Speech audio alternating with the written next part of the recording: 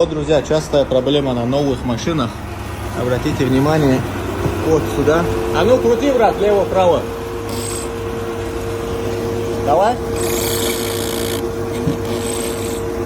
Вот, цепляется. Еще. Вот так, все. Что нужно сделать? Просто вот так убираете. А в идеале просто вот канцеляркой просто порезать ее, все.